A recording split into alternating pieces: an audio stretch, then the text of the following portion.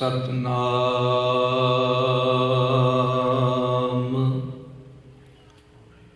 वाहिगुरु साहिब जीओ।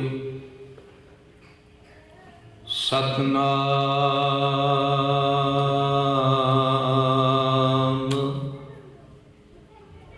वाहिगुरु साहिब जीओ।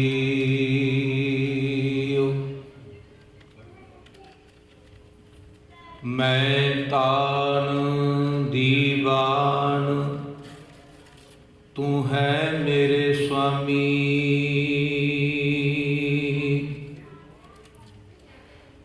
मैं तुध आगे अरदास मैं होर थाऊं नाही। जिस पह करूं बेनंती मेरा दुख सुख तुझ ही पास। धन धन धन जन आया जिस प्रसाद सब जगत तराया। जन आवन का यह सुआओ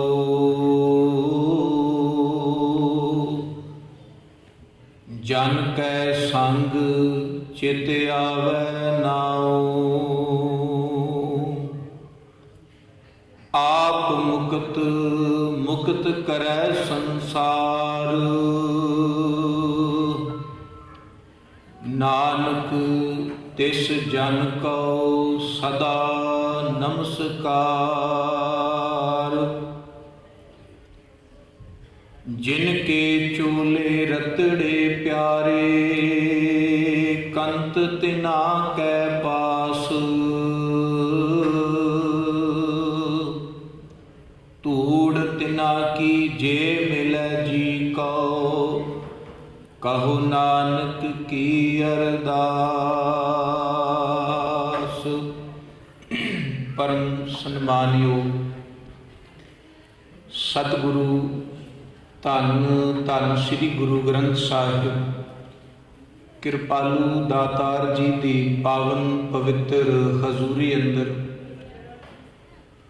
सुभाएवान गुरु रूप साध संग जी आप जी धनता योग हो। जो सतगुरां दी कृपा मेहरामत का सदका पावन दरबार की हाजरी पर रहे हो। अज दे विशेष समागम महान समागम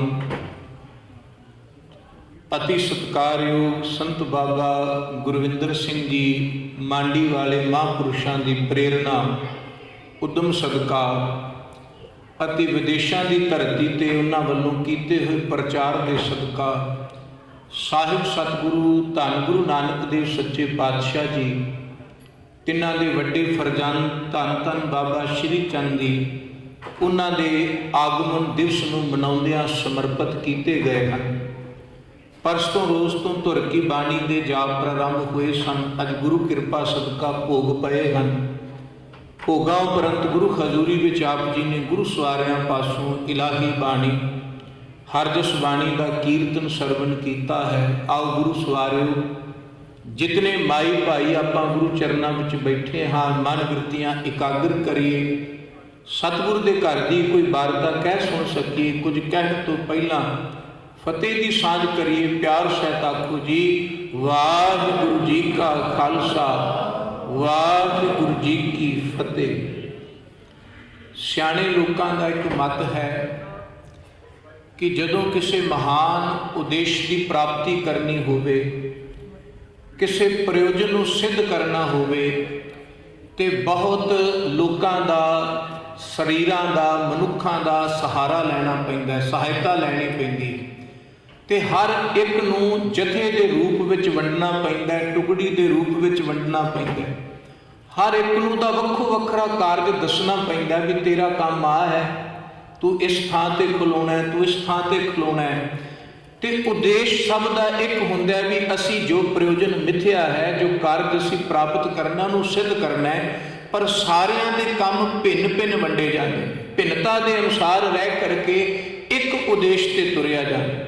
ਨਾ ਤਾਂ ਸਾਰੇ ਇੱਕ ਕਾਰਜ ਕਰ ਸਕਦੇ, ਜਿਵੇਂ ਉਹ ਸੌਖੈਨ ਰੂਪ ਵਿੱਚ ਆਪਾਂ ਸਮਝੀਏ ਕਿ ਜਿਵੇਂ ਅਸੀਂ ਗੁਰੂ ਘਰ ਦੇ ਅੰਦਰ ਹੀ ਬੈਠੇ ਹਾਂ, ਜੇ ਇਹ ਕਹੀਏ ਵੀ ਸਾਰੇ ਲੋਕ ਹੀ, ਸਾਰੀ ਸੰਗਤ ਹੀ ਗੁਰੂ ਕੀ ਹਜ਼ੂਰੀ ਵਿੱਚ ਆ ਕੇ ਜਾਂ ਕੋਈ ਵਕਤਾ ਬਣ ਜਾਏ ਵੀ ਬੋਲਣ ਹੀ ਲੱਗ ਜਾਏ, ਕੋਈ ਕਹੇ ਮੈਂ ਸਰੋਤਾ ਨਹੀਂ ਬਣਨਾ, ਮੈਂ ਸਿਰਫ ਬੁਲਾਰਾ ਬਣਨਾ ਹੈ, ਤੇ ਤਾਂ ਵੀ ਉਦੇਸ਼ ਪ੍ਰਾਪਤ ਨਹੀਂ ਹੋਏਗਾ।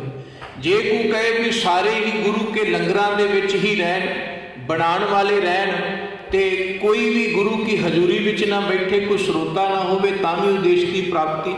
ਭਾਵ ਸਭ ਤੋਂ ਕਾਰਜ ਵੰਡਿਆ, ਕੋਈ ਸੇਵਾਦਾਰੀ ਪਿਆ ਕਰਦਾ ਹੈ, ਕੋਈ ਗੁਰੂ ਕੀ ਹਜ਼ੂਰੀ ਵਿੱਚ ਬੈਠਾ ਸਰੋਤਾ ਬਣ ਕੇ ਬੈਠਾ ਹੈ, ਕੋਈ ਵਕਤਾ ਬਣ ਕੇ ਬੈਠਾ ਹੈ, ਕੋਈ ਕਿਸੇ ਤਰ੍ਹਾਂ ਵਲੰਟੀਅਰ ਦਾ ਕਾਰਜ ਕਰ ਰਿਹਾ, ਪਰ ਸਭ ਦਾ ਉਦੇਸ਼ ਇੱਕ ਹੀ ਹੈ ਕਿ ਗੁਰੂ ਦੀ ਖੁਸ਼ੀ ਲੈਣੀ ਹੈ, ਗੁਰੂ ਦੀ ਕਿਰਪਾ ਲੈਣੀ ਹੈ। ਕਿਸੇ ਨੂੰ ਸੇਵਾਦਾਰੀ 'ਚੋਂ ਮਿਲ ਜਾਣੀ ਹੈ, ਕਿਸੇ ਨੂੰ ਗੁਰੂ ਹਜ਼ੂਰੀ ਵਿੱਚ ਬੈਠ ਕੇ ਬਾਣੀ ਨੂੰ ਸੁਣ ਕੇ ਮਿਲ ਜਾਣੀ ਹੈ, ਕਿਸੇ ਨੂੰ ਗੁਰੂ ਨੇ ਕਿਰਪਾ ਕਰਕੇ ਆਪ ਰਹਿਮਤ ਕਰਕੇ ਕੁਝ ਬੁਲਾ ਦੇਣਾ ਤੇ ਉਹਨੂੰ ਗੁਰੂ ਦੀ ਕਿਰਪਾ ਮਿਲ ਜਾਣੀ ਹੈ। ਸਭ ਦਾ ਉਦੇਸ਼ ਇੱਕ ਹੀ ਹੈ, ਸਭ ਦਾ ਮੁੱਖ ਮੰਤਵ ਇੱਕ ਹੀ ਹੈ ਕਿ ਸਾਨੂੰ ਗੁਰੂ ਦੀ ਕਿਰਪਾ ਮਿਲ ਜਾਏ। ਉਹਦੇ ਲਈ ਵੱਖੋ ਵੱਖਰੇ ਕਾਰਜ ਅਸੀਂ ਮਿਥੇ ਹੋਏ ਨੇ, ਉਦੇਸ਼ ਇੱਕ ਹੈ। ਮੈਂ ਗੱਲ ਤਾਂ ਕੀਤੀ ਕਿਉਂਕਿ ਜਦੋਂ ਅਸੀਂ ਆਪਣੇ ਧਰਮਾਂ ਨੂੰ ਦੇਖਦੇ ਹਾਂ ਨਾ, ਕਈ ਵਾਰੀ ਮਨ 'ਚ ਹੁੰਦਾ ਵੀ ਬੜੇ ਫਿਰਕੇ ਬਣੇ ਹੋਏ ਨੇ, ਬੜੀਆਂ ਭਿੰਨਤਾ ਬਣੀਆਂ ਹੋਈਆਂ ਨੇ, ਕੋਈ ਕਿਸੇ ਸੰਪਰਦਾ ਨਾਲ ਜੁੜਿਆ ਹੈ, ਕੋਈ ਕਿਸੇ ਕਾ ਥਾਂ ਤੇ ਜੁੜਿਆ ਹੈ, ਕੋਈ ਕਿਸੇ ਥਾਂ ਤੇ ਬੈਠਾ ਹੋਇਆ, ਕੋਈ ਕਿਸੇ ਬਾਣੇ ਵਿੱਚ ਹੈ, ਕੋਈ ਕਿਸੇ ਮਰਿਆਦਾ ਵਿੱਚ ਹੈ। ਤੇ ਕੁਝ ਲੋਕ ਇਹਨਾਂ ਗੱਲਾਂ ਤੇ ਕਿੰਤੂ ਵੀ ਕਰਦੇ ਨੇ ਵੀ ਨਹੀਂ ਜੀ ਮਰਿਆਦਾ ਇੱਕ ਹੋਣੀ ਚਾਹੀਦੀ ਹੈ, ਨਹੀਂ ਜੀ ਇੱਕ ਹੀ ਪੰਥ ਹੋਣਾ ਚਾਹੀਦਾ ਹੈ, ਪਰ ਉਹ ਲੋਕ ਭੁੱਲ ਜਾਂਦੇ ਨੇ ਵੀ ਉਦੇਸ਼ ਇੱਕ ਹੋਣਾ ਚਾਹੀਦਾ ਹੈ, ਪ੍ਰਯੋਜਨ ਇੱਕ ਹੋਣਾ ਚਾਹੀਦਾ ਹੈ ਕਿ ਅਸੀਂ ਗੁਰੂ ਦੀ ਖੁਸ਼ੀ ਲੈਣੀ ਹੈ, ਗੁਰੂ ਦੀ ਕਿਰਪਾ ਲੈਣੀ ਹੈ, ਤੇ ਉਹਦੇ ਲਈ ਸਾਨੂੰ ਭਿੰਨ ਭਿੰਨ ਰਹਿ ਕਰਕੇ ਹੀ ਉਸ ਉਦੇਸ਼ ਨੂੰ ਪੂਰਾ ਕਰਨਾ ਪਏਗਾ। ਕੋਈ ਸੰਪਰਦਾ ਐਸੀ ਹੈ ਜੋ ਕੇਵਲ ਗੁਰੂ ਦੀ ਬਾਣੀ ਦਾ ਪ੍ਰਚਾਰ ਹੀ ਕਰਦੀ, ਕੋਈ ਸੰਪਰਦਾ ਐਸੀ ਹੈ ਜਿਹੜੀ ਕੇਵਲ ਗੁਰੂ ਕੀ ਵਿਦਿਆ ਨੂੰ ਲੋਕਾਂ ਤੱਕ ਪਹੁੰਚਾਉਂਦੀ ਹੈ, ਕੋਈ ਸੰਪਰਦਾ ਐਸੀ ਹੈ ਜਿਹੜੀ ਕੇਵਲ ਸੇਵਾ ਨੂੰ ਸਮਰਪਿਤ ਹੈ। ਭਾਈ ਕਨਈਆ ਜੀ ਚੈਰੀਟੇਬਲ ਵਾਲੀ ਜਿਹੜੀ ਸੰਸਥਾ ਹੈ, ਉਹ ਸਾਰੀਆਂ ਸੰਪਰਦਾਵਾਂ ਸੇਵਾਪੰਥੀ, ਉਹਨਾਂ ਦਾ ਨਾਂ ਹੀ ਸੇਵਾਪੰਥੀ ਹੈ, ਜਿਨ੍ਹਾਂ ਨੇ ਸੇਵਾ ਦਾ ਰਾਹ ਚੁਣਿਆ। ਭਾਈ ਕਨਈਆ ਜੀ ਦੇ ਵੇਲੇ ਜੇ ਅਸੀਂ ਉਹੀ ਘਟਨਾ ਲੈ ਲਈਏ ਕਿ ਇੱਕ ਥਾਂ ਤੇ ਸਿੰਘ ਮਾਰ ਰਹੇ ਨੇ ਦੁਸ਼ਮਣਾਂ ਨੂੰ, ਤੇ ਇੱਕ ਸਿੱਖ ਪਾਣੀ ਪਿਲਾ ਰਿਹਾ ਹੈ, ਤੇ ਗੁਰੂ ਸਾਹਿਬ ਨੇ ਕਿਹਾ ਤੁਸੀਂ ਆਪਣਾ ਕਾਰਜ ਕਰਨਾ, ਇਹਨੇ ਆਪਣਾ ਕਾਰਜ ਕਰਨਾ। ਉਦੇਸ਼ ਦੋਵਾਂ ਦਾ ਉੱਥੇ ਵੀ ਇੱਕ ਹੈ ਵੀ ਅਸੀਂ ਗੁਰੂ ਦੀ ਖੁਸ਼ੀ ਲੈਣੀ। ਕਿਸੇ ਨੇ ਮਾਰ ਕੇ ਲੈਣੀ ਹੈ, ਕਿਸੇ ਨੂੰ ਮਾਰ ਕੇ, ਦੁਸ਼ਮਣ ਨੂੰ ਮਾਰ ਕੇ, ਤੇ ਕਿਸੇ ਨੇ ਗੁਰੂ ਦੀ ਸੇਵਾ ਕਰਕੇ, ਮੋਏ ਦੇ ਮੁਖ ਵਿੱਚ ਪਾਣੀ ਪਿਆ ਕਰਕੇ ਗੁਰੂ ਦੀ ਕਿਰਪਾ ਲੈ ਲੈਣੀ। ਮੁੱਖ ਮਕਸਦ ਗੁਰੂ ਦੀ ਕਿਰਪਾ ਲੈਣਾ। ਤੇ ਸੰਸਾਰ ਜਗਤ ਵਿੱਚ ਬਾਹਰੀ ਤੌਰ ਤੇ ਕਦੀ ਏਕਤਾ ਨਹੀਂ ਹੋ ਸਕਦੀ, ਸਭ ਕੁਝ ਭਿੰਨਤਾ ਹੈ, ਪਰ ਇੱਕ ਦੇ ਦੁਆਲੇ ਹੋਣਾ ਚਾਹੀਦਾ। ਅਸੀਂ ਬਾਣੀ ਵਿੱਚ ਹੀ ਪੜ੍ਹਦੇ ਹਾਂ, ਗੁਰੂ ਨਾਨਕ ਦੇਵ ਸੱਚੇ ਪਾਤਸ਼ਾਹ ਜੀ ਦਾ ਪਾਵਨ ਸ਼ਬਦ, ਜਿਹਦੇ ਵਿੱਚ ਸਤਿਗੁਰੂ ਜੀ ਕਹਿੰਦੇ ਵਿਸਿਆਂ ਚਸਿਆਂ ਘੜੀਆਂ ਪਹਿਰਾਂ, ਥਿੱਤੀ ਵਾਰੀ ਮਾਹੋ ਸੂਰਜ ਏਕੋ ਰੁੱਤ ਅਨੇਕ, ਨਾਨਕ ਕਰਤੇ ਕੇ ਕੀਤੇ ਵੇਸ਼। ਵੀ ਕਰਤੇ ਦਾ ਵੀ ਇੱਕ ਭੇਖ ਨਹੀਂ, ਕਰਤੇ ਦਾ ਇੱਕ ਪਹਿਰਾਵਾ ਨਹੀਂ, ਅਕਾਲ ਪੁਰਖ ਦੀ ਇੱਕ ਬੋਲੀ ਨਹੀਂ, ਇੱਕ ਥਾਂ ਟਿਕਾਣਾ ਨਹੀਂ। ਨਾਨਕ ਕਰਤੇ ਕੇ ਕੀਤੇ ਵੇਸ਼। ਗੁਰੂ ਸਾਹਿਬ ਕਹਿੰਦੇ ਉਸ ਕਰਤੇ ਦੇ ਅਨੇਕਾਂ ਭੇਖ ਨੇ, ਅਨੇਕਾਂ ਬੋਲੀਆਂ ਨੇ, ਅਨੇਕਾਂ ਰਾਹ ਨੇ। ਜਿਵੇਂ ਸੂਰਜ ਇੱਕ ਹੈ, ਪਰ ਸੂਰਜ ਦੇ ਦੁਆਲੇ ਘੁੰਮਣ ਕਰਕੇ ਧਰਤੀ ਦੀਆਂ ਰੁੱਤਾਂ ਬਦਲ ਜਾਂਦੀਆਂ, ਮਹੀਨੇ ਬਦਲ ਜਾਂਦੇ ਨੇ, ਦਿਨ ਬਦਲ ਜਾਂਦੇ ਨੇ, ਸਮਾਂ ਬਦਲਦਾ, ਥਿੱਤਾਂ ਬਦਲਦੀਆਂ, ਰੁੱਤਾਂ ਬਦਲਦੀਆਂ, ਟਾਈਮ ਬਦਲ ਜਾਂਦਾ ਹੈ, ਪਰ ਹੈ ਇੱਕ ਸੂਰਜ ਕਰਕੇ ਸਭ ਕੁਝ ਇੱਕ ਸੂਰਜ ਦੇ ਦੁਆਲੇ ਹੋ ਰਿਹਾ ਹੈ। ਤੇ ਗੁਰੂ ਸਾਹਿਬ ਕਹਿੰਦੇ ਇਸੇ ਤਰ੍ਹਾਂ ਇੱਕ ਅਕਾਲ ਪੁਰਖ, ਇੱਕ ਗੁਰੂ ਦੀ ਖੁਸ਼ੀ ਲੈਣ ਦੇ ਲਈ ਜਦੋਂ ਕੋਈ ਸਿੱਖ ਚੱਲਦਾ ਹੈ, ਕਿਸੇ ਨੂੰ ਸੇਵਾ ਮਿਲ ਜਾਂਦੀ ਹੈ ਵੀ ਤੂੰ ਗੁਰੂ ਦੀ ਬਾਣੀ ਦਾ ਪ੍ਰਚਾਰ ਕਰਨਾ ਹੈ, ਕਿਸੇ ਨੂੰ ਸੇਵਾ ਮਿਲ ਜਾਂਦੀ ਵੀ ਤੂੰ ਗੁਰੂ ਦੀ ਬਾਣੀ ਨੂੰ ਲਿਖਣਾ ਹੈ, ਕਿਸੇ ਨੂੰ ਸੇਵਾ ਮਿਲ ਜਾਂਦੀ ਤੂੰ ਗੁਰੂ ਕੀ ਬਾਣੀ ਨੂੰ ਗਾਉਣਾ ਹੈ, ਕਿਸੇ ਨੂੰ ਇਹ ਸੇਵਾ ਮਿਲਦੀ ਕਿ ਤੂੰ ਗੁਰੂ ਦੀ ਬਾਣੀ, ਗੁਰੂ ਦੇ ਬਚਨਾਂ ਨੂੰ ਸਰਵਣ ਕਰਨਾ ਹੈ। ਪਰ ਸਭ ਨੂੰ ਇਹ ਉਦੇਸ਼ ਕੀ ਮਿਲ ਜਾਂਦਾ ਵੀ ਤੂੰ ਗੁਰੂ ਦੀ ਕਿਰਪਾ ਲੈਣੀ। ਉਹਨਾਂ ਮਹਾਨ ਆਤਮਾਵਾਂ ਵਿੱਚੋਂ ਹੀ ਇੱਕ ਮਹਾਨ ਆਤਮਾ ਸਨ ਬਾਬਾ ਸ਼੍ਰੀ ਚੰਦ, ਜਿਨ੍ਹਾਂ ਦਾ ਗੁਰੂ ਨਾਨਕ ਦੇਵ ਸੱਚੇ ਪਾਤਸ਼ਾਹ ਜੀ ਦੇ ਘਰ ਅੰਦਰ ਗ੍ਰਹਿ ਵਿਖੇ ਭਾਦੋਂ ਸੁਦੀ 9 ਸੰਬਤ 1551 ਵਿੱਚ जे सन के हिसाब नाल वेखी भी 1494 विच माता सुलखनी जी के घर बाबा श्री चंद्र जी का आगमन हुंदा है, अवतार हुंदा है। गुरु नानक देव सच्चे पातशाह दातार पिता जी के घर अंदर वड्डे फरजंद का जन्म होया, जिन्हां बाबत इतिहासकारां ने लिखिया भी जन्म तो ही समाधि स्थित सन। जन्म तो ही एक तरह की त्याग बिरती, तपियां वाली बिरती, सन्यासियां वाली बिरती बाबा श्री चंद्र जी दी सी। अपने पिता वत ही जिवें गुरु नानक देव सच्चे पातशाह अपने जन्म वेले बहुत गूढ़ ते गंभीर वार्तालाप अपने साथियां ते हाणियां नाल करते हुंदे सन, बाबा श्री चंद भी सेम उस तरह ही पिता वाले राह ते पिता वाली परपाटी ते चलते ने। निक्की जी आरबला विच ही वो गुरु नानक देव सच्चे पातशाह जदों अमृत वेले दातार पिता जी उस करतार की याद विच चौंकड़ा मार के जुड़ते हैं तो बाबा श्री चंद्र जी भी उस तरह अपने पिता वत ही गुरु नानक देव सच्चे पातशाह जी ने अपना इष्ट जान गुरु नानक देव सच्चे पातशाह वांगू ही चौंकड़ा मार उस करते की सिफत विच खलोंदे ने, बैठते ने। तो ज्यों ही गुरु नानक देव सच्चे पातशाह दातार जी मोदी खाने में जाते हैं, बाबा जी उन्हां दे नाल चलते हैं, उत्थे उन्हां दी किरत वेखदे कि किवें धर्म की किरत करते हैं। किरत वक्खो वक्खरी, फिर भी गल आ गई कि हर बंदा इक्को किरत नहीं कर सकता, साडियां किरतां वक्खो वक्खरियां, पर उद्देश सब का एक ही है कि अपना गुजारा करना, अपने परिवार की परवरिश करनी ते किरत करदे उस करतार नूं मिल पैना। गुरु नानक देव सच्चे पातशाह जी जदों किरत की गल करते ना, सतगुरां ने मुख 4 किरतां मन्नियां बाणी विच असीं उन्हां दा बचन पढ़दे हां ते गुरुदेव जी ने हर किरत नूं दस्सिया भी किवें करना। सब तो उत्तम ते पहली किरत मन्नी जाती है किरसानी, खेती करनी, फिर व्यापार करना, फिर नौकरी करनी, जां अपना कोई हट पा लेना। गुरु साहब ने इन्हां चारां दा ही जिक्र अपनी बाणी विच कीता ते कमाल दी वारता। असी सारी उम्र एक किरत करने जां 2 किरतां भी एक छड्ड के दूजी, गुरु साहब सच्चे पातशाह हर किरत करते हैं। कोई भी ऐसी किरत नहीं जिहड़ी गुरु नानक देव जी ने ना कीती होवे। खेती भी उन्होंने की, तलवंडी की धरती पे उन्होंने मझां भी चारियां, उन्होंने व्यापार भी किया।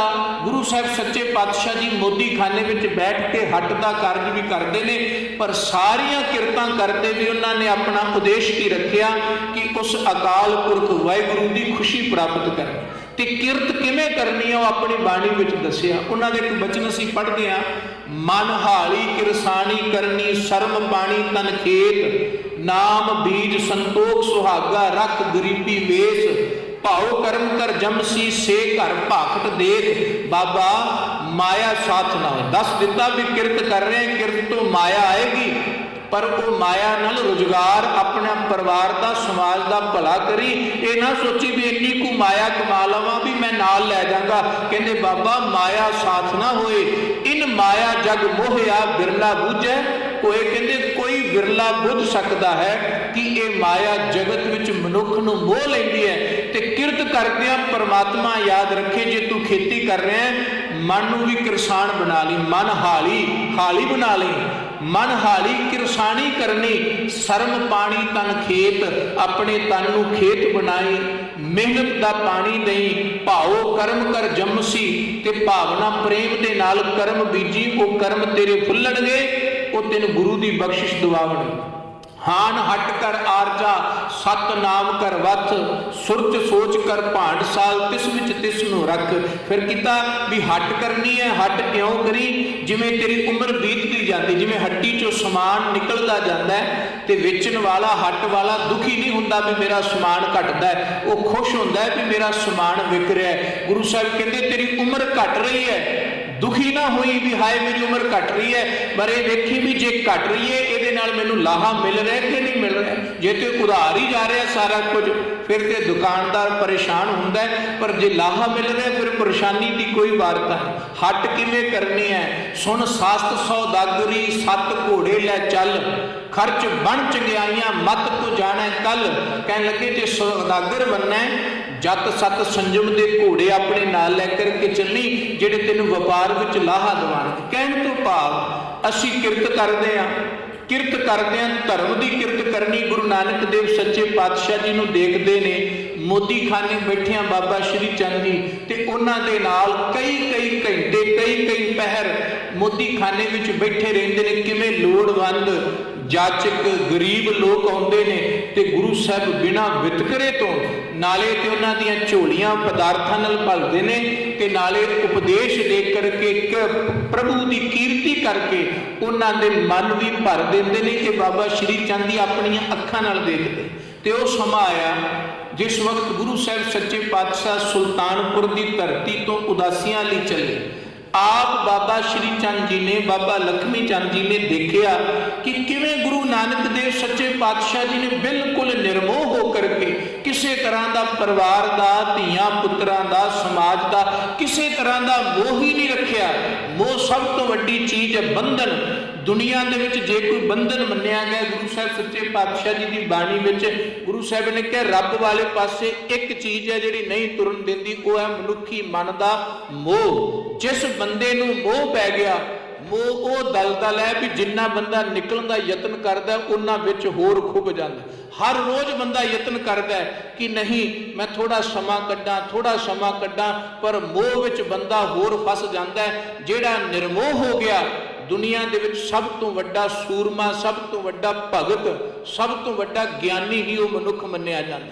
धन गुरु नानक देव सच्चे पातशाह जी निर्मोह होकर के किवें संसार दे विचों दतार पिता महाराज ने काम कार त्याग दिता, एक खिण नहीं लाया। परिवार त्यागन लग्या, एक खिण नहीं लाया। जिस मोह विच दुनिया दलदल विच फस जाती। असीं नित पढ़दे हां संध्या वेले दी बाणी विच पंचम पातशाह जी का शब्द कि साडा वासा कित्थे है।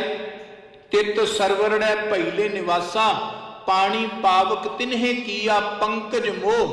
पंकज दा अर्थ हुंदा चिक्कड़।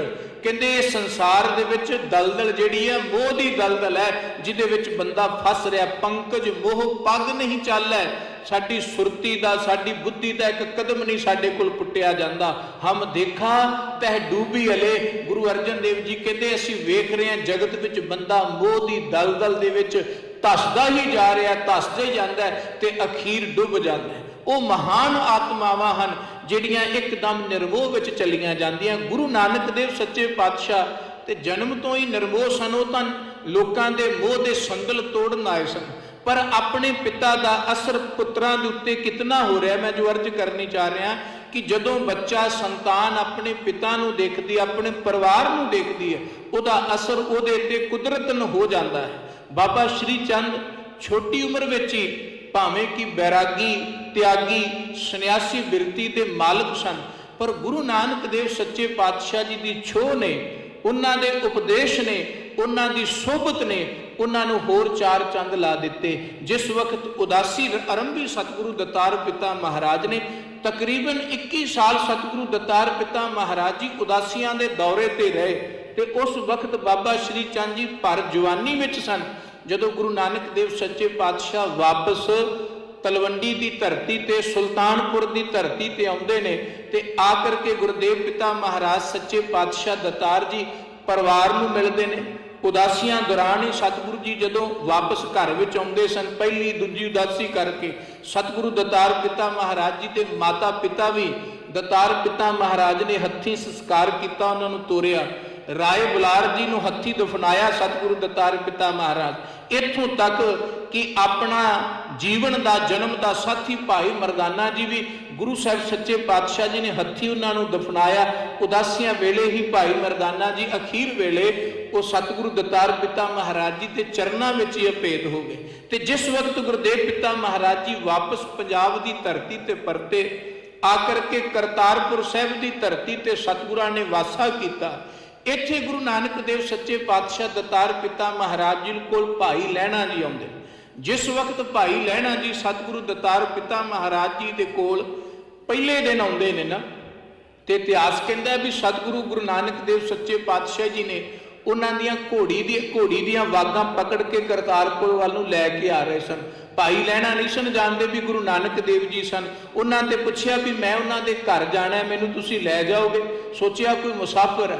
तो गुरु साहब देखो किन्ने दयालु दतार जी, घोड़ी दियां वागां पकड़ लियां, कहंदे चल मैं तेनूं उस घर तक छड्ड के आउणा। ते सतगुरु दतार पिता महाराज जी अगे अगे तुरदे ने। भाई लैणा जी घोड़ी ते बैठे ने ते जिस वक्त उतरे घोड़ी बन्नी ते गुरु साहब सच्चे पातशाह जी सन्मुख सन। कह लगे जी मैनू गुरु नानक देव जी नूं मिलना है। ते गुरु साहब सच्चे पातशाह जी कह लगे मैं ही हाँ।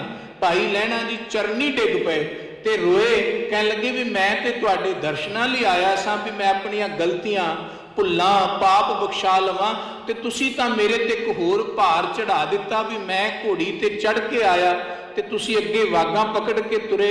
ते गुरु साहब सच्चे पातशाह जी ने बचन किया। वेखो ये बचन ही दस दिंदा है। जे कोई तर्क करे भी गुरु साहब सच्चे पातशाह जी ने जो गुरियाई की कृपा की वो आरंभ वेले ही दस दिता। जो भाई लैणा जी आए तो सतगुरां ने क्या लैणिया लैण वाले सदा चढ़ के आउंदे ने, देण वाले सदा निमरता विच ही है। तू लैणा है, तू साडे कोलों कुछ लैण आया है, असीं तैनूं कुछ देना है। तू लैण आया ते लैण वाले सदा चढ़ के ही आउंदे ने। ये बचन गुरु साहब सच्चे पातशाह जी ने गुरदेव पिता महाराज ने धन गुरु अंगद देव सच्चे पातशाह जी की मिलनी वेले ही सिद्ध कर दिते सन कि गुरियाई जिहड़ी है वो अकाल पुरख वाहिगुरू की बख्शिश है ते धुरों जिहदे हिस्से आई है वो उसे नूं प्राप्त होनी है। उहदे विच ना कोई परिवार ना कोई फिरका ना किसी तरह की कोई अपनी सिफारिश चलनी है। वो भाई लैणे दे ही हिस्से आई है, उन्होंने मिलनी है। करतारपुर की धरती पे इकल्ले भाई लैणा जी नहीं सन, इकल्ले बाबा श्री चंद्र जी नहीं सन, अनेका गुरु के ऐसे सिख सन जेड़े गुरु की कृपा दे नाल हुक्म विच पूरे पाबंद सन, हुक्म की तामील करते सन। बाबा बुड्ढा जी वर्गे, भाई भगीरथ वर्गे, भाई मनसुख जी वर्गे कई अनेका सिख सन दतार पिता महाराज सच्चे पातशाह जी दे जेड़े गुरु साहब सच्चे पातशाह जी दे हर एक हुक्म नूं मनदे सन। पर केवल हुक्म मनना नहीं, एक गुरु की कृपा गुरु की बख्शिश जिहड़ी धुरों है वो गुरियाई की गति गुरियाई की रहमत धन गुरु तेग धन गुरु अंगद देव सच्चे पातशाह नूं ही प्राप्त हुई। मैं जो अर्ज करनी है कि बाबा श्री चंद गुरु पुत्र सन, वो गुरु पुत्र रह करके उन्होंने अपने फरजंदा वाला हुक्म निभाया।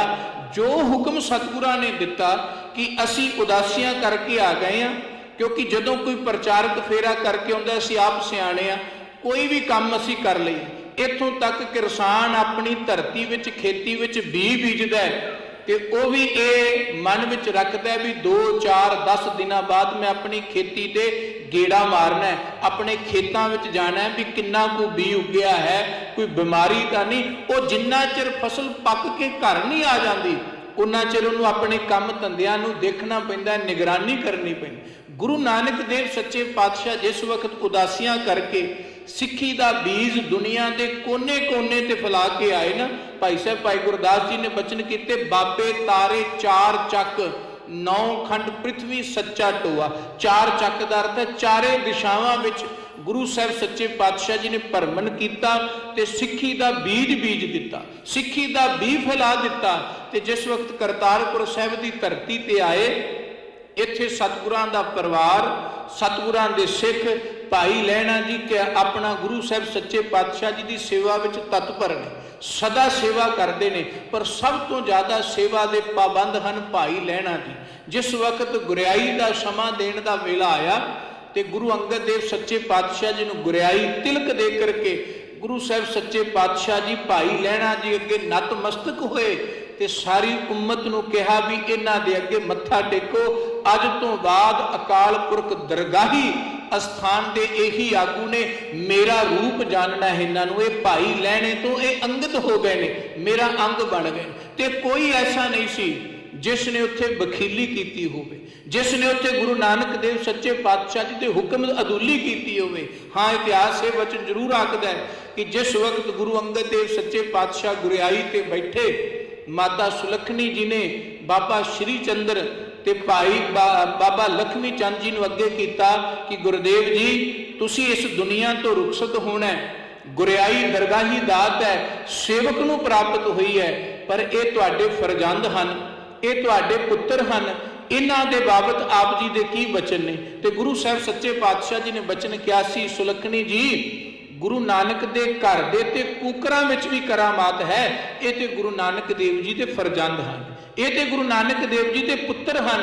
सदा गुरु घर दे अंदरों ਇਹ ਫਰਜ਼ੰਦਾਂ ਨੂੰ ਸਦਾ ਸਤਿਕਾਰ ਮਿਲਦਾ ਰਹੇਗਾ, ਸਦਾ ਇੱਜ਼ਤ ਮਿਲਦੀ ਰਹੇਗੀ। ਜਿੰਨਾ ਚਿਰ ਦੁਨੀਆ ਰਹੇਗੀ ਇਹਨਾਂ ਨੂੰ ਸਦਾ ਅਦਬ ਤੇ ਸਤਿਕਾਰ ਦਿੱਤਾ ਜਾਏਗਾ। ਤੇ ਸੱਚਮੁੱਚ ਗੁਰੂ ਨਾਨਕ ਦੇਵ ਸੱਚੇ ਪਾਤਸ਼ਾਹ ਜੀ ਦੇ ਰੁਖਸਤ ਹੋਣ ਤੋਂ ਬਾਅਦ ਧੰਨ ਗੁਰੂ ਅੰਗਦ ਦੇਵ ਸੱਚੇ ਪਾਤਸ਼ਾਹ ਖਡੂਰ ਸਾਹਿਬ ਦੀ ਧਰਤੀ ਤੇ ਬੈਠਦੇ ਨੇ। ਕਰਤਾਰਪੁਰ ਸਾਹਿਬ ਦੀ ਧਰਤੀ ਤੇ ਬਾਬਾ ਸ਼੍ਰੀ ਚੰਦ ਜੀ ਕੁਝ ਸਮਾਂ ਟਿਕਦੇ ਨੇ, ਪਰ ਵਾਰ-ਵਾਰ ਉਹੀ ਖਿਆਲ ਆਉਂਦਾ ਕਿ ਜਦੋਂ ਸਤਿਗੁਰਾਂ ਜੀ ਉਦਾਸੀਆਂ ਤੋਂ ਵਾਪਸ ਆਏ ਤੇ ਗੁਰੂ ਸਾਹਿਬ ਸੱਚੇ ਪਾਤਸ਼ਾਹ ਜੀ ਨੇ ਸੰਸਾਰੀ ਵਸਤਰ ਪਾ ਲਏ ਤੇ ਉਦਾਸੀ ਬਾਣਾ ਬਾਬਾ ਸ਼੍ਰੀ ਚੰਦ ਜੀ ਦੀ ਝੋਲੀ ਵਿੱਚ ਰੱਖ ਦਿੱਤਾ ਕਿ ਅੱਜ ਤੋਂ ਤੁਸੀਂ ਸਾਡੇ ਸੰਪਰਦਾ ਦੇ ਪ੍ਰਚਾਰਕ ਹੋ। ਸਿੱਖ ਇਤਿਹਾਸ ਦਾ ਜੇ ਮੈਂ ਕਹਿ ਦੇਵਾਂ ਗੁਰੂ ਨਾਨਕ ਦੇਵ ਸੱਚੇ ਪਾਤਸ਼ਾਹ ਜੀ ਤੋਂ ਬਾਅਦ ਕਿ ਦੂਜਾ ਪ੍ਰਚਾਰਕ ਹੋਇਆ ਤਾਂ ਉਹ ਧੰਨ ਬਾਬਾ ਸ਼੍ਰੀ ਚੰਦ ਦੇ ਸਨ, ਕਿਉਂਕਿ ਉਹ ਪਹਿਲੀ ਐਸੀ ਸ਼ਖਸੀਅਤ ਸਨ। ਗੁਰੂ ਨਾਨਕ ਦੇਵ ਸੱਚੇ ਪਾਤਸ਼ਾਹ ਜੀ ਤੋਂ ਬਾਅਦ ਜਿਤਨੇ ਵੀ ਸਥਾਨ ਗੁਰੂ ਸਾਹਿਬ ਦੇ ਸਨ, ਕੇਵਲ ਤਾਂ ਕੇਵਲ ਗੁਰੂ ਨਾਨਕ ਦੇਵ ਜੀ ਤੋਂ ਬਾਅਦ ਬਾਬਾ ਸ਼੍ਰੀ ਚੰਦਰ ਜੀ ਹੀ ਗਏ। ਨਾ ਗੁਰੂ ਅੰਗਦ ਦੇਵ ਸੱਚੇ ਪਾਤਸ਼ਾਹ ਜੀ ਨੇ ਪ੍ਰਚਾਰਿਕ ਦੌਰਾ ਕੋਈ ਬਹੁਤਾ ਕੀਤਾ। ਤੀਸਰੇ ਪਾਤਸ਼ਾਹ ਦਤਾਰ ਪਿਤਾ ਮਹਾਰਾਜ ਜੀ ਵੀ ਸਿਰਫ ਕੁਝ ਕੁ ਧਾਰਮਿਕ ਹਿੰਦੂ ਸਥਾਨਾਂ ਤੇ ਤੀਰਥਾਂ ਤੇ ਰਟਨ ਕਰਨ ਗਏ, ਜਿੱਥੇ ਜਿੱਥੇ ਗੁਰੂ ਨਾਨਕ ਦੇਵ ਜੀ ਗਏ। ਕੁਰੂਕਸ਼ੇਤਰ ਦੀ ਧਰਤੀ ਤੇ ਦਤਾਰ ਪਿਤਾ ਮਹਾਰਾਜ ਹਰਿਦੁਆਰ ਦੀ ਧਰਤੀ ਤੇ ਗਏ। ਗੁਰੂ ਅਮਰਦਾਸ ਸੱਚੇ ਪਾਤਸ਼ਾਹ ਧੰਨ ਗੁਰੂ ਰਾਮਦਾਸ ਜੀ ਨੇ ਬਚਨ ਵੀ ਲਿਖੇ ਨੇ। ਥੋੜਾ ਜਿਹਾ ਸਮਾਂ ਗੁਰੂ ਅਮਰਦਾਸ ਜੀ ਨੇ ਉਹ ਥਾਵਾਂ ਤੇ ਗਏ ਜਿੱਥੇ ਗੁਰੂ ਸਾਹਿਬ ਜੀ ਨੇ ਆਪਣੇ ਕਦਮ ਪਾਏ। ਫਿਰ ਚੌਥੇ ਪਾਤਸ਼ਾਹ ਜਾਂ ਪੰਜਵੇਂ ਪਾਤਸ਼ਾਹ ਵੀ ਪੰਜਾਬ ਦੀ ਧਰਤੀ ਤੋਂ ਬਾਹਰ ਨਹੀਂ ਗਏ। ਉਸ ਤੋਂ ਬਾਅਦ ਛੇਵੇਂ ਗੁਰਦੇਵ ਧੰਨ ਗੁਰੂ ਹਰਗੋਬਿੰਦ ਸਾਹਿਬ ਮਹਾਰਾਜ ਸੱਚੇ ਪਾਤਸ਼ਾਹ ਕੁਝ ਕੁ ਸਥਾਨਾਂ ਤੇ ਗਏ ਜਿੱਥੇ ਗੁਰੂ ਨਾਨਕ ਦੇਵ ਸੱਚੇ ਪਾਤਸ਼ਾਹ ਕਸ਼ਮੀਰ ਦੀ ਧਰਤੀ ਸੀ, ਭਾਵੇਂ ਨਾਨਕ ਮਤੇ ਦੀ ਧਰਤੀ ਸੀ, ਭਾਵੇਂ ਅੱਜ ਦਾ ਜੋ ਪਾਕਿਸਤਾਨ ਹੈ ਉਹ ਧਰਤੀ ਸੀ, ਇਹ ਪੰਜਾਬ ਹੀ ਸੀ ਜਿੱਥੇ ਗੁਰੂ ਨਾਨਕ ਦੇਵ ਜੀ ਗਏ। ਉਸ ਤੋਂ ਬਾਅਦ ਗੁਰੂ ਸਾਹਿਬਾਨਾਂ ਤੋਂ ਬਾਅਦ ਛੇਵੇਂ ਪਾਤਸ਼ਾਹ ਥੋੜੇ ਜਿਹੇ ਸਥਾਨਾਂ ਤੇ ਗਏ। ਨੌਵੇਂ ਪਾਤਸ਼ਾਹ ਗਏ, ਬਾਕੀ ਕੋਈ ਗੁਰੂ ਸਾਹਿਬਾਨ ਨਹੀਂ ਗਏ। ਪਰ ਜਿੱਥੇ ਜਿੱਥੇ ਗੁਰੂ ਨਾਨਕ ਦੇਵ ਜੀ ਗਏ ਉਹਨਾਂ ਤੋਂ ਬਾਅਦ ਦੁਬਾਰਾ ਉਸ ਸਥਾਨ ਤੇ ਜੇ ਕੋਈ ਗਏ ਨੇ ਤੇ ਉਹ ਬਾਬਾ ਸ਼੍ਰੀ ਚੰਦ ਹੀ ਸਨ। ਤੇ ਉੱਥੇ ਜਾ ਕੇ ਉਹਨਾਂ ਨੇ ਕੋਈ ਇਹ ਨਹੀਂ ਆਖਿਆ ਵੀ ਮੈਂ ਆਪਣਾ ਨਾਂ ਜਪਾਣ ਆਇਆ ਜਾਂ ਮੈਂ ਕੋਈ ਵੱਖਰਾ ਪੰਥ ਲੈ ਕਰਕੇ ਆਇਆ, ਮੇਰਾ ਕੋਈ ਵੱਖਰਾ ਫਿਰਕਾ ਹੈ। ਉੱਥੇ ਜਾ ਕੇ ਉਹਨਾਂ ਨੇ ਗੁਰੂ ਨਾਨਕ ਦੇਵ ਸੱਚੇ ਪਾਤਸ਼ਾਹ ਜੀ ਦੀ ਬਾਣੀ ਦਾ ਹੀ ਪ੍ਰਚਾਰ ਕੀਤਾ, ਗੁਰੂ ਨਾਨਕ ਦੀ ਸਿੱਖੀ ਦਾ ਹੀ ਪ੍ਰਚਾਰ ਕੀਤਾ। ਜਿੱਥੇ ਵੀ ਗਏ ਆਪਣੇ ਆਪ ਨੂੰ ਹੀ ਆਖਿਆ ਮੈਂ ਨਾਨਕ ਨੰਦਨ ਹਾਂ, ਮੈਂ ਨਾਨਕ ਪੁੱਤਰ ਹਾਂ, ਤੇ ਸਦਾ ਹੀ ਆਪਣੇ ਆਪ ਨੂੰ ਗੁਰੂ ਪਿਤਾ ਦਾ ਪੁੱਤਰ ਹੋਣ ਦਾ ਮਾਣ ਰੱਖਦੇ ਸਨ। ਤੇ ਜੇ ਉਹਨਾਂ ਨਾਲ ਪ੍ਰੇਮ ਸੀ, ਸਨੇਹ ਸੀ, ਉਹਨਾਂ ਦੇ ਹੁਕਮ ਵਿੱਚ ਸਨ, ਤਾਂ ਹੀ ਉਹ ਆਪਣੇ ਪਿਤਾ ਦੇ ਨਾਲ ਇਤਨਾ ਪਿਆਰ ਕਰਦੇ ਸਨ। ਤੇ ਜਦੋਂ ਵੀ ਕੋਈ ਪੁੱਛਦਾ ਸੀ ਵੀ ਤੁਹਾਡਾ ਗੁਰੂ ਕੌਣ ਹੈ, ਤੇ ਗੁਰੂ ਨਾਨਕ ਦੇਵ ਸੱਚੇ ਪਾਤਸ਼ਾਹ ਵਾਕੂ ਇਹੀ ਕਿਹਾ ਸੀ ਕਿ ਜੋ ਮੇਰੇ ਪਿਤਾ ਦਾ ਗੁਰੂ ਹੈ ਇੱਕ ਸ਼ਬਦ ਅਕਾਲ ਪੁਰਖ ਵਾਹਿਗੁਰੂ, ਜਿਹਦਾ ਕੋਈ ਰੂਪ ਨਹੀਂ, ਜਿਹਦਾ ਕੋਈ ਰੰਗ ਨਹੀਂ, ਜਿਹੜਾ ਕਦੀ ਨਾਸ ਹੋਣ ਵਾਲਾ ਨਹੀਂ, ਉਹ ਅਬਨਾਸੀ ਹੀ ਮੇਰਾ ਗੁਰੂ ਹੈ। ਅਬਨਾਸੀ ਇੱਥੇ ਕੋਈ ਸਰੀਰਕ ਤੌਰ ਤੇ ਗੁਰੂ ਨਹੀਂ ਵੀ ਕਿਸੇ ਸਾਧੂ ਕਿਸੇ ਮਹਾਤਮਾ ਦਾ ਨਾਮ ਸੀ ਅਬਨਾਸੀ ਤੇ ਉਹ ਗੁਰੂ ਸਾਹਿਬ ਨਹੀਂ। ਅਬਨਾਸੀ ਦਾ ਅਰਥ ਹੈ ਜਿਹੜਾ ਅਕਾਲ ਮੂਰਤ ਜੋ ਗੁਰੂ ਸਾਹਿਬ ਨੇ ਲਿਖਿਆ ਉਹਨੂੰ ਹੀ ਬਾਬਾ ਸ਼੍ਰੀ ਚੰਦ ਨੇ ਕਿਹਾ ਵੀ ਮੇਰਾ ਗੁਰੂ ਵੀ ਅਬਨਾਸੀ ਹੈ। ਕਿਉਂਕਿ ਜਦੋਂ ਉਹਨਾਂ ਦੀ ਅਸੀਂ ਬਾਣੀ ਪੜ੍ਹਦੇ ਹਾਂ ਹੂ ਬਹੂ ਗੁਰੂ ਨਾਨਕ ਦੇਵ ਜੀ ਦੀ ਬਾਣੀ ਦੀ ਵਿਆਖਿਆ ਕਰਦੀ ਹੈ ਬਾਬਾ ਸ਼੍ਰੀ ਚੰਦ ਜੀ ਦੀ ਬਾਣੀ। ਮਾਤਰਾ ਸਾਹਿਬ ਜੀ ਦੀ ਗੱਲ ਕਰੀਏ ਤਾਂ ਮਾਤਰਾ ਸਾਹਿਬ ਜੀ ਦੀ ਬਾਣੀ ਵਿੱਚ ਬਾਬਾ ਸ਼੍ਰੀ ਚੰਦ ਜੀ ਨੇ ਉਹੀ ਕਰਮ ਵੀ ਜੋ ਜੋਗੀਆਂ ਦੇ ਕਰਮ ਨੇ। ਉਹ ਵਿਭੂਤ ਲਾਉਂਦੇ ਨੇ, ਮੁੰਦਰਾ ਪਾਉਂਦੇ ਨੇ, ਲੰਗੋਟ ਰੱਖਦੇ ਨੇ, ਚੂੜਾ ਪਾਰਦੇ ਨੇ, ਤਨ ਤੇ ਖੱਪਣੀ ਪਾਉਂਦੇ ਨੇ, ਪਰ ਬਚਨ ਕੀਤੇ ਕਿ ਇਹ ਕਰਮ ਕਰਦਿਆਂ ਇਹ ਪ੍ਰਤੀਕ ਨੇ ਰੱਬ ਦਾ ਪਿਆਰਾ ਜੋਗੀ ਸਦਾ ਹੀ ਜਤ ਸਤ ਸੰਜਮ ਸ਼ਰਮ ਦਾ ਧਾਰਨੀ ਹੁੰਦਾ ਹੈ। ਤੇ ਅਸੀਂ ਵੀ ਜਤ ਦੀਆਂ ਮੁੰਦਰਾਂ ਪਾਈਆਂ, ਅਸੀਂ ਵੀ ਜਤ ਦਾ ਆੜਬੰਦ ਪਾਇਆ ਹੋਇਆ ਹੈ, ਅਸੀਂ ਵੀ ਸ਼ਰਮ ਦੀਆਂ ਮੁੰਦਰਾਂ ਪਾਈਆਂ ਹੋਈਆਂ ਜੋ ਗੁਰੂ ਨਾਨਕ ਦੇਵ ਸੱਚੇ ਪਾਤਸ਼ਾਹ ਜੀ ਨੇ ਆਪਣੀ ਬਾਣੀ ਵਿੱਚ ਕਿਹਾ ਵੀ ਮੁੰਦਾ ਸੰਤੋਖ ਸ਼ਰਮ ਪਤ ਝੋਲੀ ਧਿਆਨ ਕੀ ਕਰੇ ਵਿਭੂਤ। ਬਾਬਾ ਸ਼੍ਰੀ ਚੰਦ ਜੀ ਵੈਸਾ ਹੀ ਆਪਣਾ ਜੀਵਨ ਰੱਖਦੇ ਨੇ, ਬਿਲਕੁਲ ਤਿਆਗ, ਬਿਲਕੁਲ ਬੈਰਾਗ। ਦੁਨੀਆ ਦੇ ਅੰਦਰ ਗੁਰੂ ਨਾਨਕ ਫਰਜ਼ੰਦ ਜਾਣ ਕੇ ਲੋਕ ਪੂਜਦੇ ਨੇ, ਜੋ ਭੇਟਾ ਜੋ ਪਦਾਰਥ ਮਿਲਦਾ ਹੈ ਉਹ ਸਾਰਾ ਲੁਟਾ ਦਿੰਦੇ ਨੇ। ਜਿਵੇਂ ਗੁਰੂ ਨਾਨਕ ਦੇਵ ਜੀ ਉਦਾਸੀਆਂ ਵੇਲੇ ਜੋ ਕੁਝ ਮਿਲਦਾ ਸੀ ਨਾ, ਭਾਈ ਮਰਦਾਨਾ ਜੀ ਕਹਿੰਦੇ ਸਤਿਗੁਰੂ ਜੀ ਨਾਲ ਲੈ ਚੱਲਾਂ, ਰਸਤੇ ਵਿੱਚ ਕੰਮ ਆਏਗਾ। ਤੇ ਗੁਰੂ ਸਾਹਿਬ ਨੇ ਕਹਿਣਾ ਮਰਦਾਨਿਆਂ ਅੱਗੇ ਵੀ ਪਰਮੇਸ਼ਵਰ ਦੇ ਲੋਕ ਵਸਦੇ ਨੇ, ਜੇ ਇੱਥੇ ਸਾਨੂੰ ਭੁੱਖਿਆਂ ਨਹੀਂ ਰਹਿਣ ਦਿੱਤਾ ਤੇ ਅੱਗੇ ਵੀ ਕਿਸੇ ਨੇ ਨਹੀਂ ਰਹਿਣ ਦੇਣਾ। ਇੱਥੇ ਲੋਕਾਂ ਵਿੱਚ ਵੰਡ ਛੱਡ, ਲੋਕਾਂ ਵਿੱਚ ਲੋੜਵੰਦਾਂ ਵਿੱਚ ਵੰਡ ਦੇ।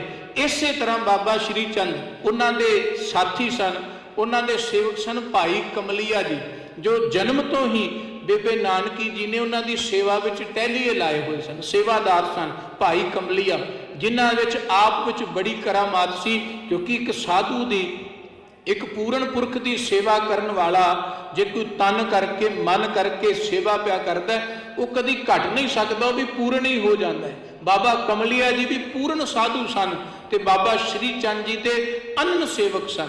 ਉਹਨਾਂ ਨੇ ਵੀ ਜਦੋਂ ਕੋਈ ਸੇਵਾਦਾਰਾਂ ਨੇ, ਸੰਗਤ ਨੇ ਧਨ ਦੇਣਾ, ਪਦਾਰਥ ਦੇਣੇ ਤੇ ਕਹਿਣਾ ਜੀ ਕੀ ਹੁਕਮ ਹੈ, ਇਹਨਾਂ ਨੂੰ ਨਾਲ ਲੈ ਚੱਲੀਏ, ਤਾਂ ਬਾਬਾ ਸ਼੍ਰੀ ਚੰਦ ਜੀ ਨੇ ਵੀ ਪਿਤਾ ਸਵੱਤ ਹੀ ਕਹਿਣਾ, ਨਹੀਂ ਕਮਲੀਆ ਜੀ, ਇਹ ਲੋੜਵੰਦਾਂ ਜਾਚਕਾਂ ਨੂੰ ਵੰਡ ਦਿਓ। ਜੇ ਅੱਜ ਰੱਬ ਨੇ ਸਾਨੂੰ ਭੁੱਖੇ ਨਹੀਂ ਸੌਣ ਦਿੱਤਾ ਤੇ ਕੱਲ ਵੀ ਸਾਨੂੰ ਉਹ ਭੁੱਖਾ ਨਹੀਂ ਰਹਿਣ ਦੇਗਾ। ਇਸ ਕਰਕੇ ਨਾ ਵਸਤੂਆਂ ਨੂੰ ਬੰਨ ਕੇ ਨਹੀਂ ਰੱਖਣਾ।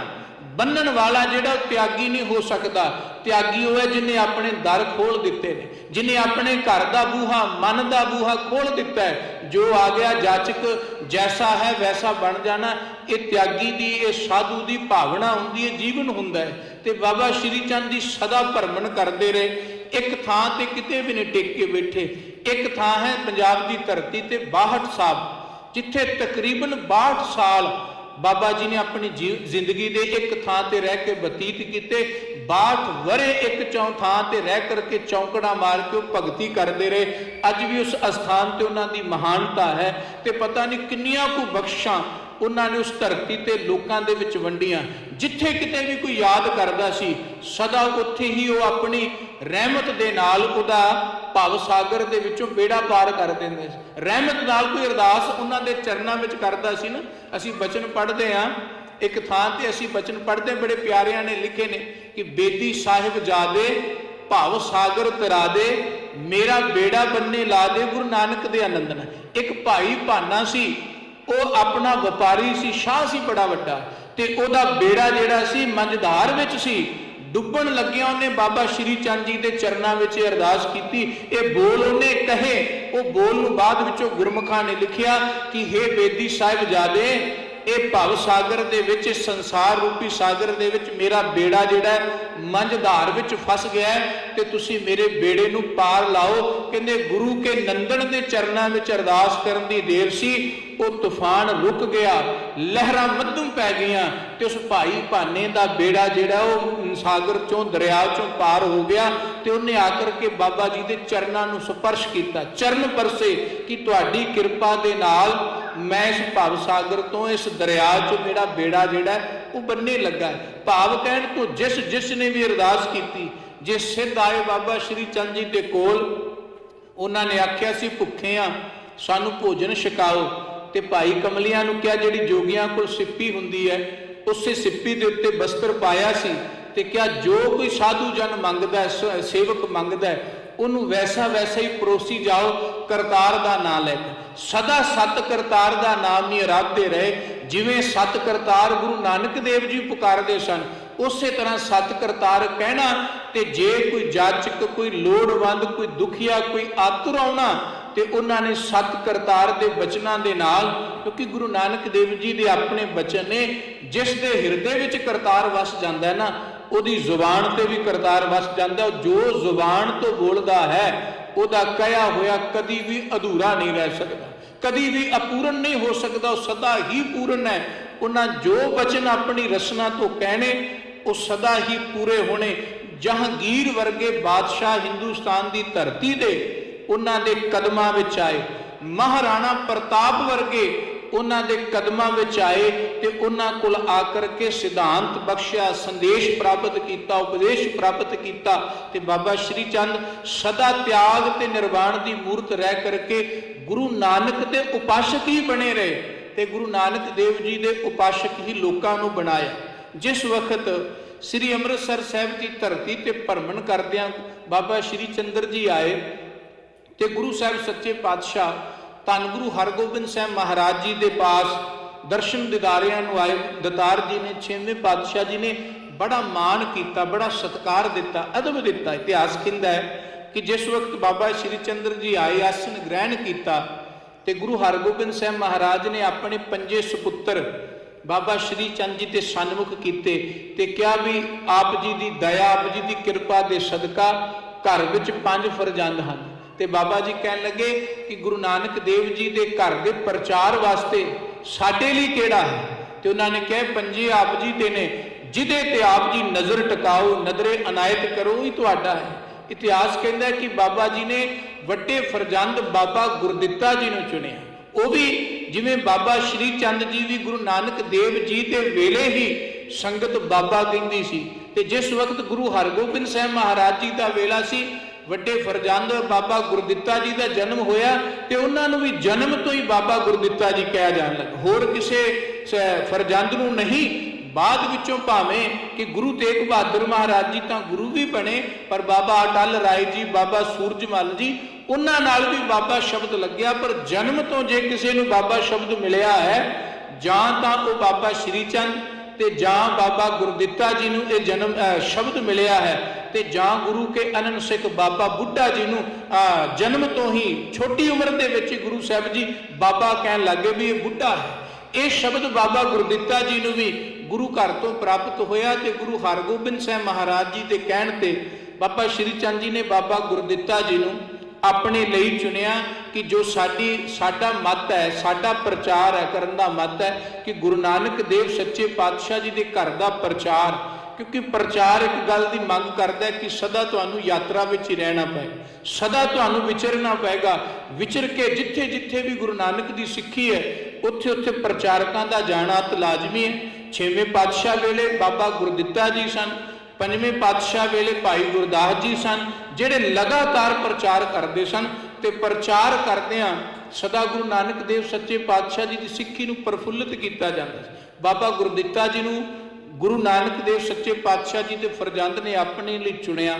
ਇਤਿਹਾਸ ਕਹਿੰਦਾ ਵੀ ਸਤਿਗੁਰੂ ਗੁਰੂ ਹਰਗੋਬਿੰਦ ਸਾਹਿਬ ਮਹਾਰਾਜ ਨੇ ਉਹਨਾਂ ਨੂੰ ਉਹਨਾਂ ਦੀ ਝੋਲੀ ਵਿੱਚ ਪਾ ਦਿੱਤਾ, ਉਹਨਾਂ ਦੇ ਚਰਨੀ ਲਾ ਦਿੱਤਾ ਕਿ ਤੁਹਾਡਾ ਹੈ, ਤੁਹਾਡੀ ਹੀ ਨਜ਼ਰ ਵਿੱਚ ਰਹੇਗਾ, ਤੇ ਮੇਰੇ ਲਈ ਹੋਰ ਖੁਸ਼ੀ ਦੀ ਕੀ ਵਾਰਤਾ ਹੋ ਸਕਦੀ। ਉਸ ਤੋਂ ਬਾਅਦ ਬਾਬਾ ਗੁਰਦਿੱਤਾ ਜੀ ਨੇ ਉਦਾਸੀ ਮਤ ਦਾ ਐਸਾ ਪ੍ਰਚਾਰ ਕੀਤਾ ਕਿ 4 ਦਿਸ਼ਾਵਾਂ ਵਾਲੇ ਪਾਸੇ ਬਾਬਾ ਗੁਰਦਿੱਤਾ ਜੀ ਨੇ 4 ਧੂਣੇ ਸਥਾਪਿਤ ਕੀਤੇ।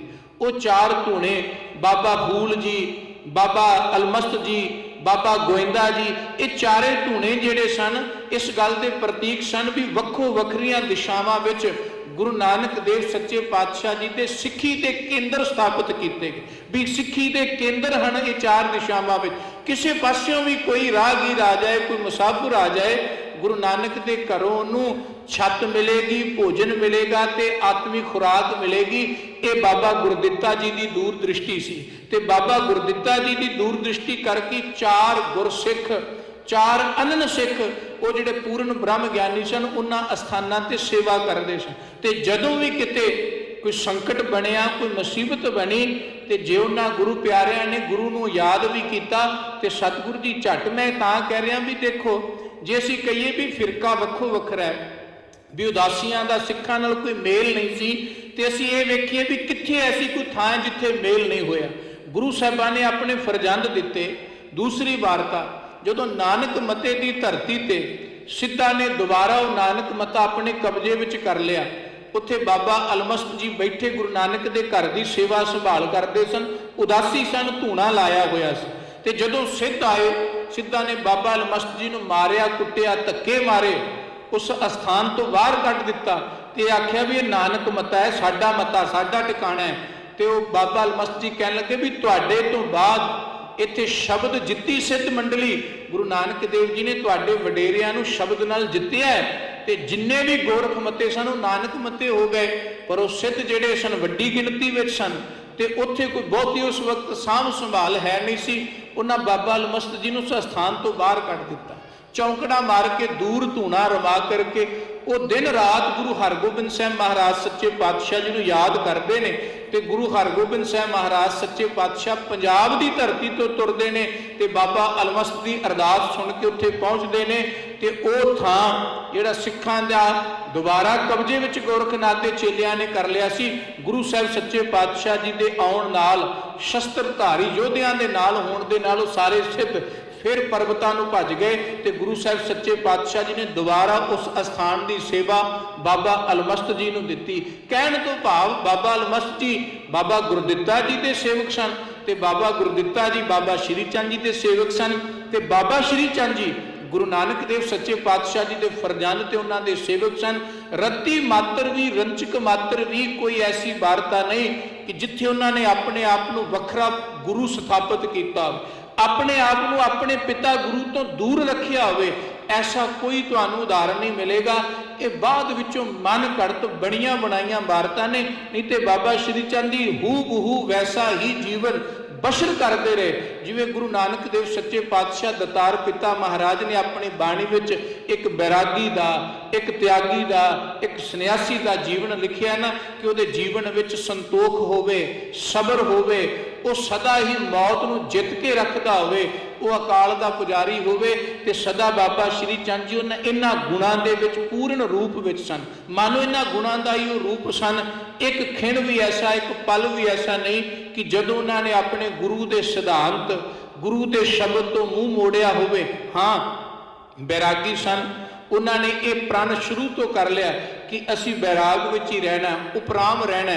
बाबा लक्ष्मी चंद उन्होंने गृहस्थ जीवन धारण किया, क्योंकि गुरु नानक के घर का सिद्धांत है, भावें कोई गृहस्थी रवे, भावें कोई बैरागी रवे, भावें कोई त्यागी रवे, ਉਹਦਾ ਉਦੇਸ਼ ਹੀ ਹੋਣਾ ਚਾਹੀਦਾ ਵੀ ਮੈਂ गुरु की प्रभु की कृपा लैनी। जो मैं आरंभ में बचन किया, बेनती की भी असी कोई भी राह चुन लईए, कोई भी किता चुन लईए, कोई भी कारज चुन लईए, पर साडा उद्देश तो एक होना चाहिए ना भी असी गुरु की कृपा लैनी, गुरु की बख्शिश लैनी। जे उद्देश एक नहीं तो फिर भावें रोज पंथ बदली जाओ, नित नवा धर्म बदली जाओ, कुछ भी प्राप्त नहीं होना। बंदा बिल्कुल खाली हो जाएगा, हीना हो जाएगा।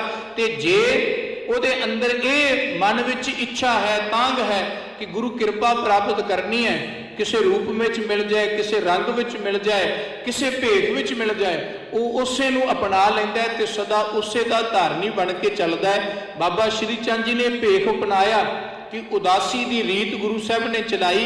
परिवार त्याग के उन्होंने उदासी प्रचार किया, ते असी भी परिवार तो त्यागी हो करके, विरक्त रह करके ही असी संसार का भ्रमण करना। ते दूसरी वार्ता ये नहीं भी वो त्यागी सन तो उन्होंने गृहस्थ का पता नहीं सी, गृहस्थी जीवन निर्वाह किवें करदा है। उन्होंने बाखूबी अपने भतीजे नूं पाल के, बाबा धर्मचंद नूं आप पालिया, छोटी उम्र दे विच ही उन्होंने पालिया, उन्होंने परवरिश की, उन्होंने विद्या दी। ये सारा कुछ एक गृहस्थी कर सकता है, पर उन्होंने गृहस्थी का धर्म भी निभाया।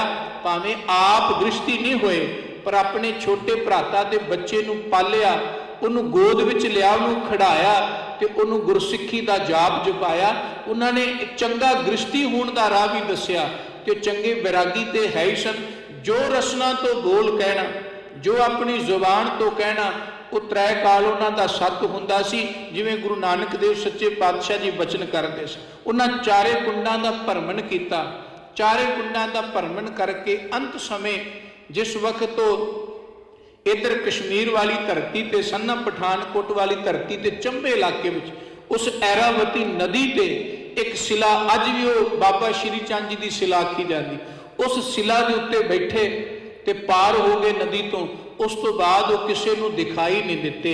मानो जिवें गुरु नानक देव सच्चे पातशाह सण देही अलोप होए ना, उस तरह अपने पिता वत ही बाबा श्री चंद जी भी सण देही ही इस जगत संसार तो अलोप गए हुए।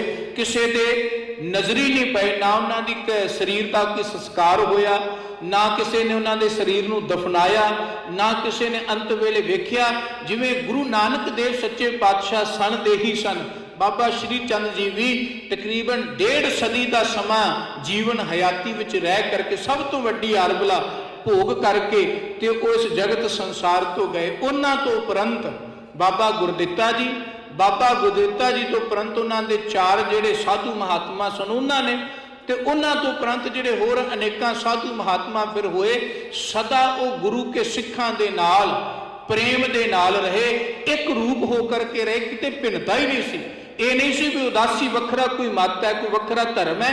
ये मन्निया जाता सी भी ये गुरु नानक की सिੱਖੀ की एक प्रचार की शाखा है, जिसका कार्य सिर्फ गुरु के घरां में सिखां विच प्रचार करना है। तुसीं हैरान होवोगे कि पुरातन समयां विच अज वर्गे तां प्रचार के साधन नहीं सन।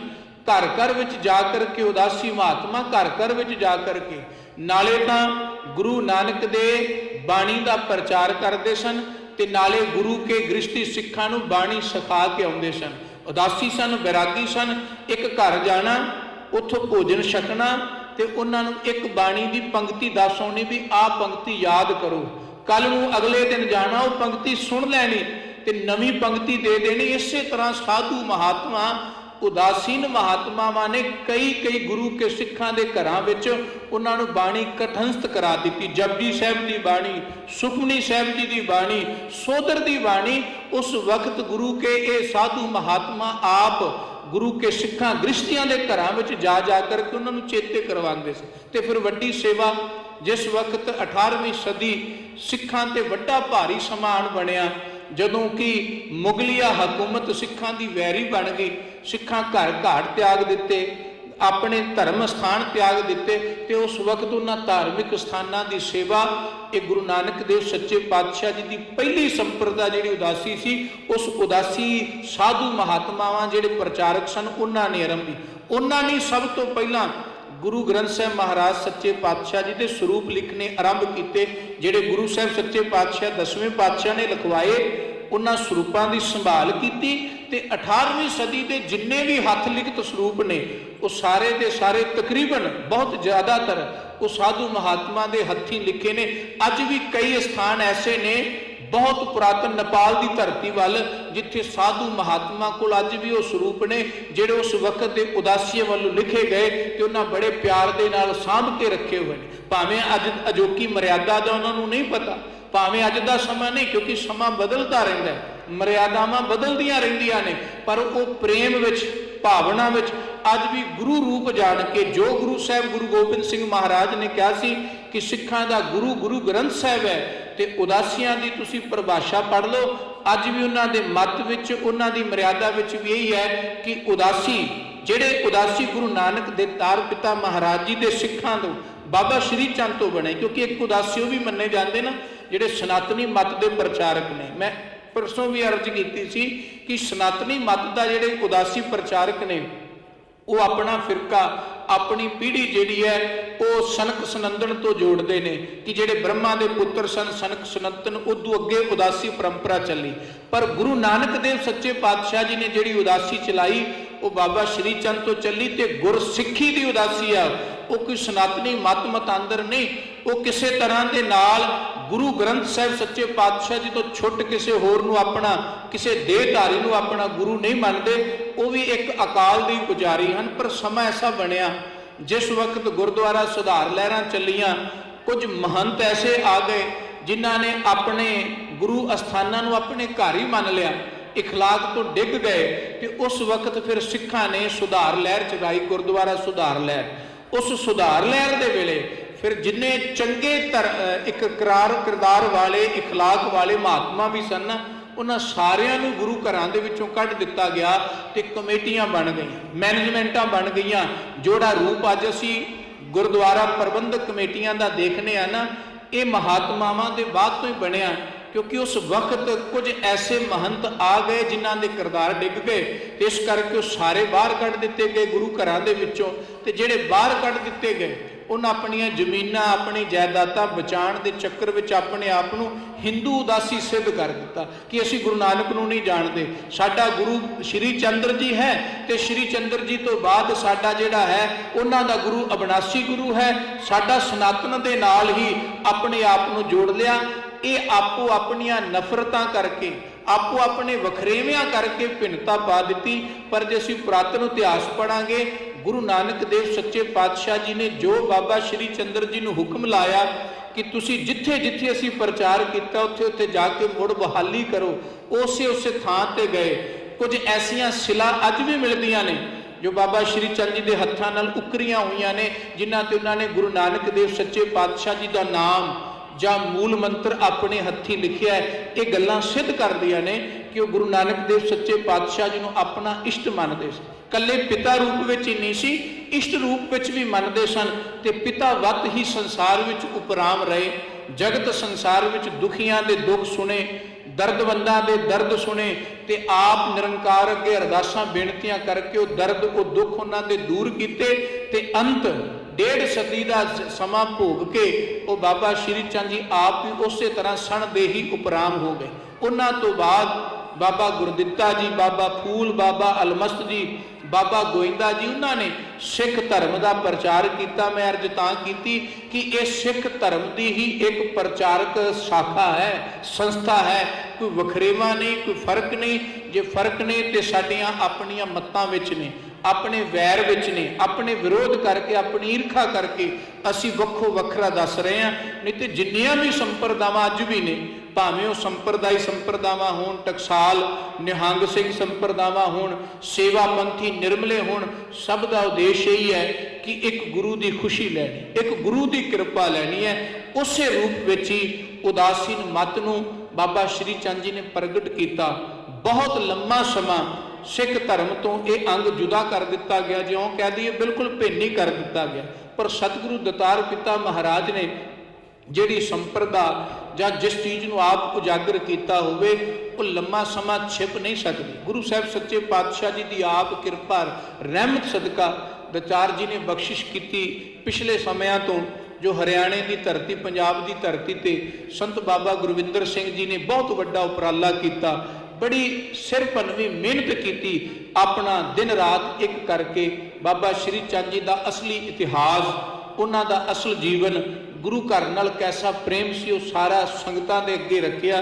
ਤੇ ਅੱਜ ਗੁਰੂ ਸਾਹਿਬ ਜੀ ਦੀ ਕਿਰਪਾ ਦੇ ਨਾਲ ਬਹੁਤ ਵੱਡਾ ਮੋੜ ਪੈ ਗਿਆ ਹੈ। ਬਹੁਤਾਂਤ ਸੰਗਤਾਂ ਨੂੰ ਇਸ ਗੱਲ ਦਾ ਭਲੀ ਭਾਂਤ ਗਿਆਨ ਹੋ ਗਿਆ ਵੀ ਸੱਚਮੁੱਚ ਗੁਰੂ ਨਾਨਕ ਦੇਵ ਜੀ ਦੇ ਨੰਦਨ ਬਾਬਾ ਸ਼੍ਰੀ ਚੰਦ ਜੀ ਗੁਰੂ ਨਾਨਕ ਦੇ ਹੀ ਉਪਾਸ਼ਕ ਸਨ, ਗੁਰੂ ਨਾਨਕ ਦੇ ਪਿਆਰੇ ਸਨ। ਕਿਉਂਕਿ ਗੁਰੂ ਆਪ ਕਹਿੰਦਾ ਹੈ, ਗੁਰ ਸਿੱਖਾਂ ਇੱਕੋ ਪਿਆਰ, ਗੁਰ ਮਿੱਤਾਂ ਪੁੱਤਾਂ ਭਾਈਆਂ। ਗੁਰੂ ਨੂੰ ਕਿਸੇ ਨਾਲ ਫਰਕ ਨਹੀਂ, ਉਹ ਸਿੱਖ ਨੂੰ ਵੀ ਓਨਾ ਪਿਆਰ ਕਰਦਾ ਜਿੰਨਾ ਪੁੱਤ ਨੂੰ ਪਿਆਰ ਕਰਦਾ, ਜਿੰਨਾ ਗੁਰਸਿੱਖ ਨੂੰ ਪਿਆਰ ਕਰਦਾ, ਭਾਈ ਨੂੰ ਵੀ ਓਨਾ ਪਿਆਰ ਕਰਦਾ।